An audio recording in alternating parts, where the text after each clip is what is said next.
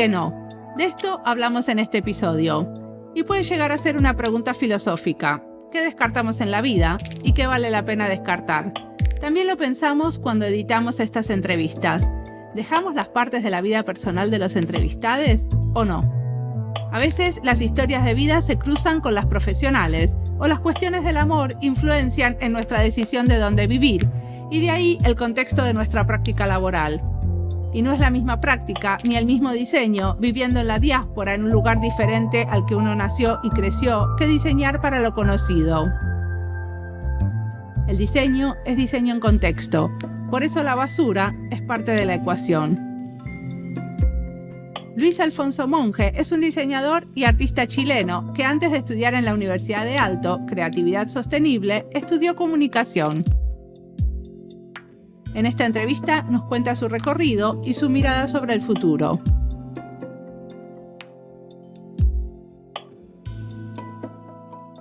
Mi nombre es Mariana Salgado, esto es Diseño y Diáspora.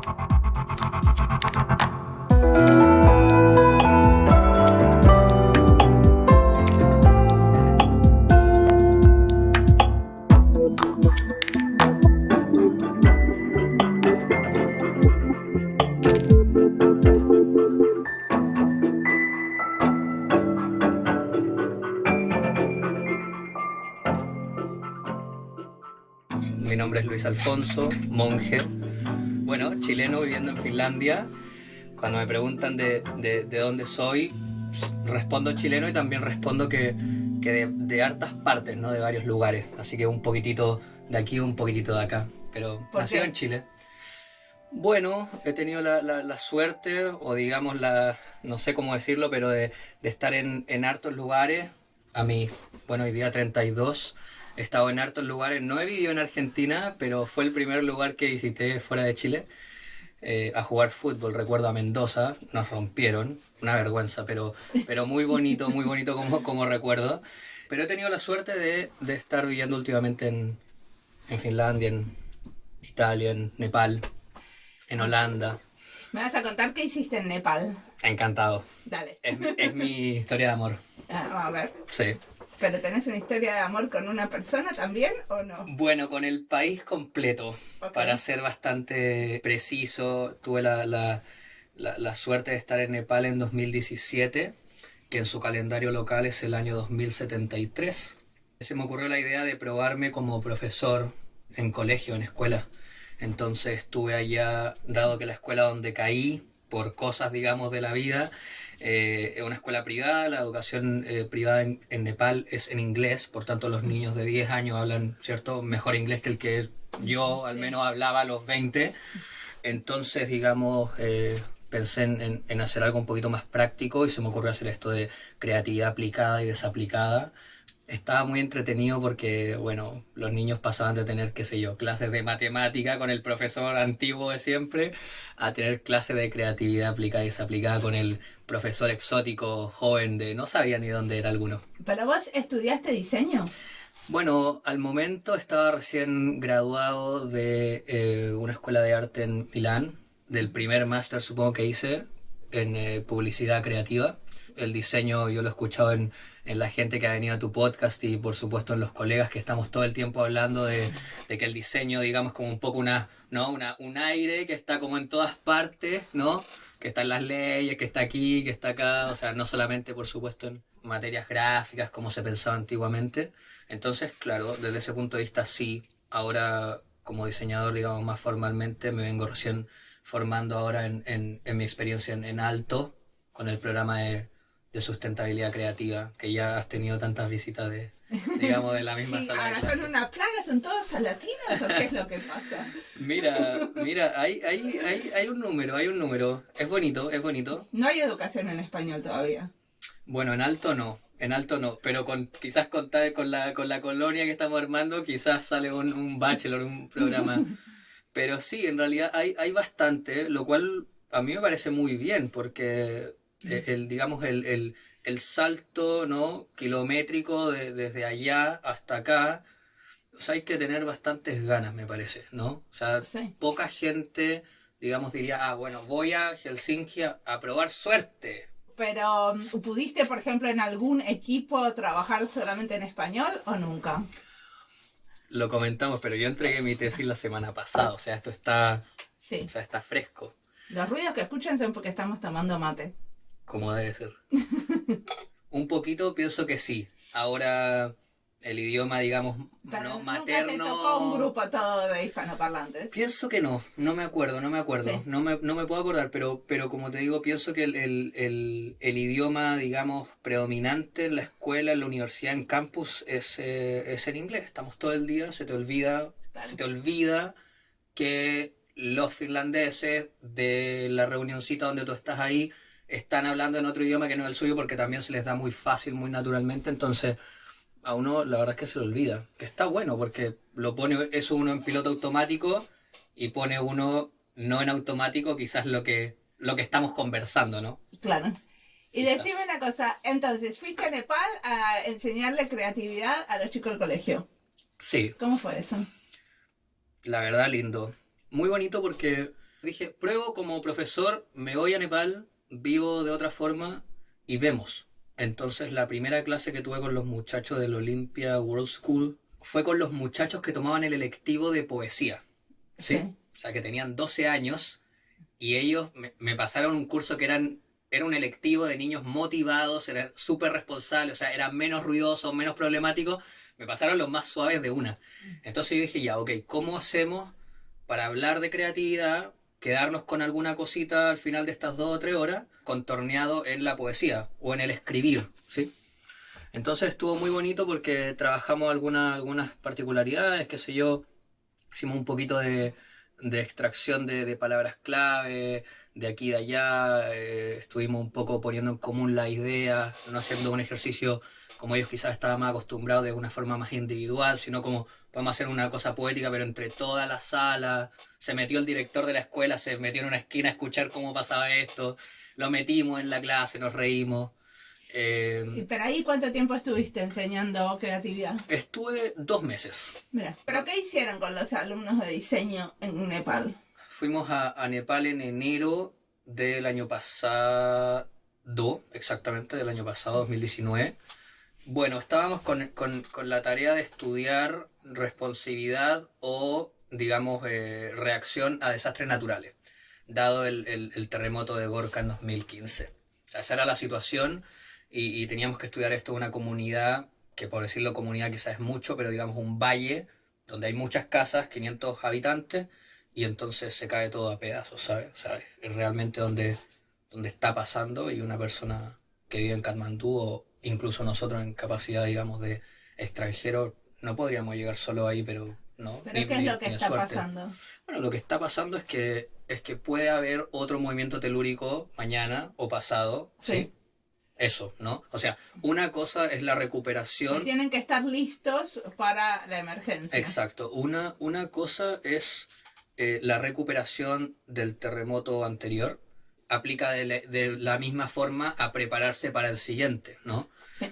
Pero lo que ocurrió es que estuvimos estudiando más bien cómo podríamos nosotros, digamos, construir y reforzar, digamos, a partir de una dimensión más bien social en la comunidad y no así, por inventarte cualquier cosa, construir qué sé yo, una edificación, ¿no? Más oscilante a prueba de terremoto y así que si hay un terremoto mañana la gente puede correr ahí y no se muere. Sí, No. Entonces, ¿qué terminaron haciendo? Nosotros pensamos que podía tener sentido más bien juntar a la comunidad, unir a la comunidad, generar, digamos, lazos entre los que están, que incluso muchos no saben que el lugar donde ellos viven tiene ese nombre dado desde el gobierno, o sea, estamos hablando de rural. Entonces intentamos trabajar sobre el concepto de cohesión social y es ahí donde el libro da vueltas. Por tanto, dividimos nuestra investigación en entrevistas, focus groups y cosas, ¿no? Fuimos a la escuela, fuimos donde la ONG, estuvimos con los comités, con el comité de mujeres, con el comité, qué sé yo. La cosa es que como habíamos 2 fotógrafos en un grupo de 7 en alto, más los 5 estudiantes que tuvimos la suerte de conocer y trabajar con ellos desde la universidad en Katmandú, Bueno, se nos ocurrió la idea de, podemos usar la fotografía, ¿no? Tenemos harto poder de fuego y como somos un número importante, digamos, están las cosas cubiertas. Entonces Terminaron haciendo un libro y ustedes lo ven en el libro como una intervención a este concepto de cohesión social. sí, estuvimos allá, hicimos investigación, digamos, de formas tradicionales y luego hicimos fotografía como un método, digamos, de investigación, de exploración. Por tanto, terminamos haciendo en el momento, esa misma semana, una exhibición de fotografía allá. Sí. ¿Ok? Eso es lo que ocurrió curioso, que, digamos, el mismo medio o método de investigación, digamos, lo pusimos ahí y la gente de esta comunidad experienció la primera exhibición de cualquier cosa nunca jamás ocurrida en ese lugar. ¿Y cómo fue? Hermoso. Imprimimos en PVC. Sí. Fuimos a buscar la fotografía en una moto que se caía a pedazos con un casco en vez de dos cascos, bueno, toda esta cosa. Y tuvimos la suerte, ocurrió, tuvimos la suerte de que pudo ocurrir porque había muchas cosas que estaban fuera de nuestro control, pero todo lo que estaba dentro de nuestro control lo hicimos pasar. Entonces hicimos esta exhibición allá y fue 1/3 de la comunidad de 500 personas fue, ¿no? Sí. Que primero era una exhibición de fotografía y luego terminó siendo, oye, y mira, hay una gente que está pensando si pueden ir a vender pulsera o artesanía, sí que vengan. Oye, hay una gente que quiere actuar, que actúen. Sí, y al final terminó siendo un festival, una cosa así. After school, de todo. O sea, teníamos juegos para los niños, después los niños también, después del colegio, dibujaron, nosotros pusimos en otras paredes sus dibujos, hicimos deporte, cantamos. Y entonces la gente realmente se juntó ahí mismo a partir de una excusa, ¿no? Sí. Y la excusa la empezamos a montar nosotros, ¿no? Entonces el proyecto finalmente tiene que ver con, es necesario que necesitemos del terremoto para juntarnos, porque lo que ocurre es que empieza a temblar, ¿cierto? Se empieza a caer todo y con nuestros vecinos nos miramos y decimos como, ¿estás bien? Sí, ¿estás bien? Sí. Y quizás no nos pasábamos antes, ¿no? Quizás no nos tolerábamos antes, ¿no? Porque ponía la música muy fuerte o porque cocinaba una cosa que, sé yo, dejaba todo el edificio, no sé. Bueno, todos esos problemas o esas cosas, digamos, más pequeñas se disipan cuando existe una emergencia de este tipo y entonces porque ahora tenemos un problema preponderante, grande y común. Tenemos la posibilidad de ahora hablarnos porque estamos, digamos, cubiertos y protegidos por esta esfera de emergencia. Pero cuando el terremoto y la emergencia pasa, nos tenemos que volver a odiar de nuevo. O a no querer de nuevo, ¿no? O a no juntar de nuevo. Por tanto, el terremoto ofrece una oportunidad de juntamiento, como sea que se diga, pero de todas las formas posibles, que nosotros lo que queríamos probar es, ¿necesitamos el terremoto o podemos hacerlo sin el terremoto? Porque ahora lo hicimos con una puesta en escena de fotografía y dibujo y juego y todo. O sea, la excusa, eso. Ahora cambiemos de proyecto y contame qué hiciste para tu maestría. Y tomate un mate porque si no, a mí no me llega más. Entonces... La tesis. Supongo que es el proyecto que más te apasionó en el último tiempo. Mira, sí, puede ser. Pero sí, terminé haciendo una tesis que a gusto ya entregué, o sea, me siento muy liviano. Esta semana, ¿no? La semana anterior, o sea, hoy día es sábado, la entregué el lunes de la semana pasada, o sea, todavía me siento de cumpleaños. Pero entregué una tesis que tiene que ver con el desperdicio, tiene que ver con arte, tiene que ver con el valor de las cosas. O sea, que hiciste arte con desperdicio. Inicié este proyecto en Milán hace 5 años. Luego lo hice en Katmandú para cuando en paralelo estaba haciendo de profesor y también lo hice en Santiago y en Helsinki. Son instalaciones o digamos materializaciones artísticas usando desperdicio hasta el momento. Ahí vamos, ¿no? ¿Y desperdicio... qué son esculturas, sí, películas? Sí, ¿qué? Sí, mira, en Milán, en una galería del municipio de Milán que me estuvo apoyando, puse básicamente un montón de desperdicio domiciliario, o sea, muchas cosas reciclables, una que otra cosa no reciclable. ¿Pero se veía como basura o lo transformaste en algo que era como, tenía otro sentido? Sí, bueno, justamente esa es la pregunta, ¿no? Porque el proceso que yo vengo practicando hace años, pero que no lo conocía teóricamente hasta justamente el año pasado, se llama desfamiliarización, en una traducción muy sucia, pero se llama desfamiliarización, que justamente es hacerle un algo al objeto para volverlo, digamos, ¿no? Diferente, extraño, ¿no? O reconocerlo de otra forma. Sí, o sea, como hacían los dadaístas que usaban el inodoro y lo ponían en una galería de arte. Bueno, hay algo que tiene que ver con justamente ese caso, ¿sí? El ready-made tiene algo que ver, porque justamente ¿Era un inodoro o un bidet? Lo buscamos. Sí, tiene que ver justamente con incluso ni siquiera hacerle algo específico como, qué sé yo, intervenir el objeto en particular, sino que también por el cambio de posición, ¿no? O sea, una forma de familiarizar es vía distanciamiento. Entonces, la misma, digamos, torre de basura que está ahora en la calle afuera, digamos, si nosotros la tomamos tal cual y la ponemos en una galería de arte, y también luego hay una narrativa... Bueno, la recontextualizaste, podés decir. Bueno, o sea, por un lado la movimos, ¿no? Y por otro lado, claro, hay una narrativa y me parece que entre eso y quizás que otra cosa hay una recontextualización. Entonces, la pregunta que a mí me llevaba, ¿qué es el desperdicio? Simplemente eso, o sea, yo dije, ¿qué es el desperdicio? Quiero hacer algo y me lo planteo desde una forma artística. Por tanto, voy a coleccionar o no botar o no reciclar ciertos elementos en este año que estoy viviendo en Milán. Me encantó porque el desperdicio, Mariana, tiene mucho, y yo me sigo sorprendiendo de que tiene mucho escondido, pero el desperdicio también significa, ¿no? Eso que escondemos, significa lo feo, significa la imperfección, significa lo indeseado, significa lo que queremos, ¿no? Digamos, como sacarnos, ¿no? Pero explícame una cosa, vos de esto hiciste una tesis de maestría, ¿qué escribiste? Sí, venía muy enganchado con tratamiento artístico sobre desperdicio y entonces escribí un conundrum, escribí un acertijo, ¿cómo se dice? Un enredo, ¿no? Una cosa así, justamente de familiarización de desperdicio material y accesibilidad creativa. En accesibilidad creativa, donde justamente se desarrolla, como me parece el final más bien conclusivo de la tesis. ¿Qué libros les recomendás a los oyentes si les interesa el tema? ¿Por dónde tendrían que empezar?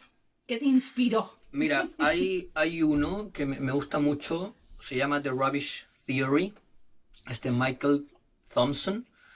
Lo interesante que tiene ese libro es que cuando se escribió, me parece que en el 60 o en el 70, no lo pescaron mucho.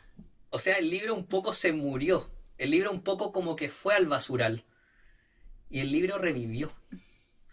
Libros, ok, me encanta. ¿Para qué sirve la filosofía? Un pequeño tratado sobre la demolición. Darío, argentino. ¿Ah, sí? Sí. Tengo que encontrarlo. Bueno, pero es esta sí o sí en español.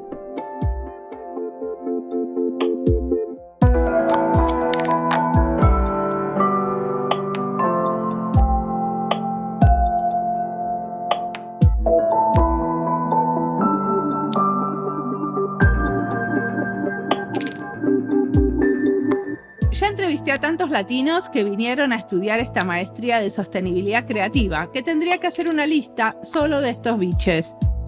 Una de las cosas lindas de estudiar una maestría es que no todos vienen del diseño, y en general los grupos son muy interdisciplinarios.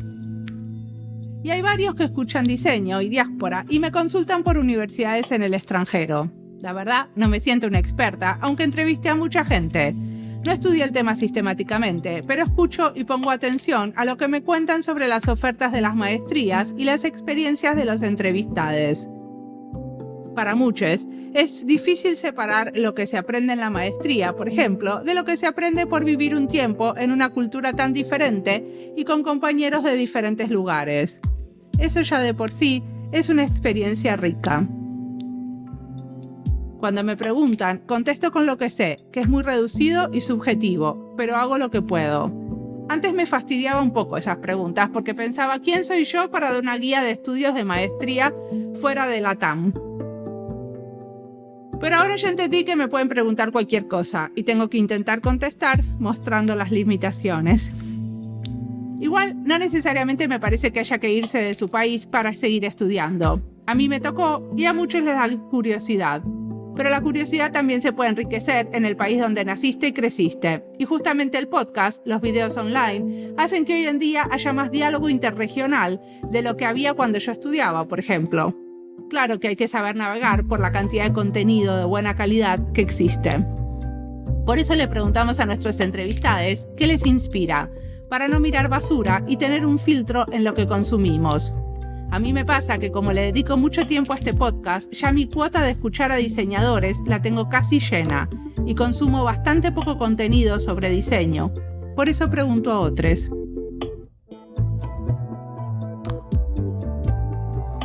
Sigamos escuchando a Luis.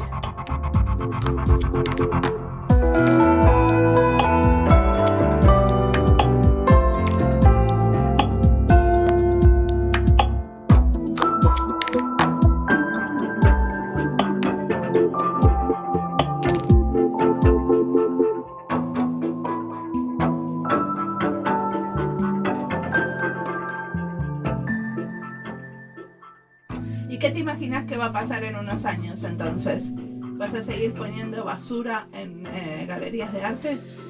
Bueno, en realidad esto ocurrió en una plaza pública, en Katmandú ocurrió en la escuela donde trabajaba, y en Katmandú y en Santiago fueron workshops, por tanto empiezan a cruzar con educación. No armo ahora yo la cosa solo, ¿cierto? Entonces el trabajar con desperdicio está muy bueno porque es muy fácil de aproximar, porque como todos generamos desperdicio, este material lo asimilamos como familiar y sentimos que tenemos como cierta, digamos, jurisdicción incluso sobre el desperdicio de otro, porque, bueno, a nadie realmente le pertenece y nadie lo cuida como si fuera un cubo de mármol, ¿no? O sea, el material como tiene un valor bajo o un valor cero, un material muerto prácticamente, y lo hacemos todos, o sea, todos estamos en común, ¿no? O sea, si nosotros nos intercambiáramos el desperdicio, las bolsas de desperdicio de las cocinas de toda la gente de este edificio, nadie se daría cuenta que es otro desperdicio, porque no lo miramos dos veces. Me parece que hay un principio importante en mi práctica, y yo también creo que mucha gente está, ¿no?, preguntándose eso dos veces, ¿no? 3, 4, sí, las que haga falta, ¿no? Y mi pregunta última es, ¿qué es el desperdicio? ¿O qué no lo es? Sí, la propuesta es miremos el desperdicio. Me parece. En Katmandú la cosa cambia porque hago un workshop de un día con algunos muchachos de escuela, otros muchachos de Fine Arts de una universidad en Katmandú, y entonces hacemos un workshop un poco, ¿no? Conversamos, oye, ¿qué es creatividad? Mira esto no, oye, ¿qué es sustentabilidad? Mira esto, y así. Y luego construyamos esto, y ahí construimos una cosa diferente, ¿no? Construimos un reloj de arena con desperdicio público, si se dice, ¿no? O sea, en Katmandú el desperdicio está, ¿no? Uno camina arriba del desperdicio en la calle. Por tanto, yo iba colectando desde la calle. No necesité un año para coleccionar, sino que estaba muy rápido, muy acceso muy rápido. Entonces la cosa es diferente, ¿no? El concepto ahí tenía que ver con, bueno, ¿qué pasa con el tiempo y los recursos? O sea que lo que te imaginas es que esto se puede convertir en una especie de proyecto que tenga su beta educacional, donde los chicos, donde se use como el arte y la creatividad para enseñar sostenibilidad y prestar más atención a los desperdicios. Puede ser. ¿Qué consejos le darías al adolescente que fuiste? Yo creo que con el adolescente que era, seguimos conversando. Está todo el día ahí. El adolescente, ese adolescente, el que fue a jugar fútbol a Mendoza, que como te repito, nos barrieron. Ese adolescente jugaba mucho, ¿no? Era muy, digamos, abierto al juego. Y yo creo que esa es una cuestión que se nos va secando con los años. Y yo siento que lo he tenido muy a raya, y mi práctica está muy cerca del juego. Y si tuvieras que elegir un objeto que te define tu filosofía del diseño, tu filosofía de la vida, ¿qué objeto sería? Me gusta mucho el libro, pero uno, digamos, como sin letras, ¿no? Un libro en blanco. Sí, porque el libro, ¿no? Como que su sentido utilitario, que tiene que ver mucho con lo que el diseño a veces hace o ha venido haciendo, ¿no? El hacer algo para, ¿no? O sea, la funcionalidad del diseño, me parece que el libro como que, ¿no? El libro asoma por ahí y luego el libro descansa de eso, ¿no? Buenísimo, muchísimas gracias por la entrevista. A ti.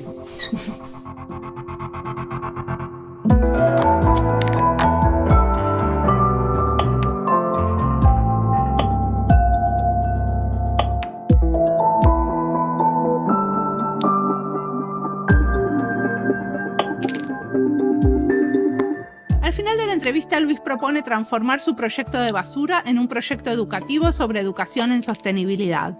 Creo que la educación en sostenibilidad es un área que va a crecer en los próximos años en muchos niveles, en la educación primaria, secundaria y en la educación de los diseñadores. Hay mucho para hacer, para concientizar y concientizarnos en pos de cuidar un poco más al planeta. Acá en el colegio de mi hija, por ejemplo, tuvieron una clase sobre sostenibilidad, tan efectiva que después de la clase, 8 de los alumnos decidieron hacerse vegetarianos. No sé cuántos lo habrán seguido, pero mi hija ya hace varios años que no come carne. Y eso hace que toda la familia automáticamente coma menos carne, así que estoy agradecida con la decisión. Igual extraño comer pescado y cuando sé que ella no va a estar en la casa, me cocino un pescadito. Y la educación ambiental o sostenible no sucede solo en los espacios de educación formal. Creo que la prensa y los medios en general tienen muchísimo que aportar. A veces una buena visualización en el diario puede hacernos darnos cuenta de algo y cambiar un hábito de consumo que teníamos arraigado, que no comulga con el cuidado al otro y al planeta. A veces es un podcast lo que nos hace reflexionar. Por eso sigo haciendo estas entrevistas que me hacen pensar y rediseñar la manera de vivir. Espero que escuchar estas miradas de otros nos cambie un poquito hacia direcciones más amables con la naturaleza. Como siempre, la música del podcast es de Antonio Zimmerman. El diseño de sonido es de Julián Pereira. Este podcast está publicado con licencias para el bien común con atribución. Esto fue Diseño y Diáspora. Pueden seguirnos en nuestras redes sociales en YouTube, Instagram y Twitter o visitar nuestra página web diseñoydiaspora.org. No olviden recomendarnos. Nos escuchamos en la próxima.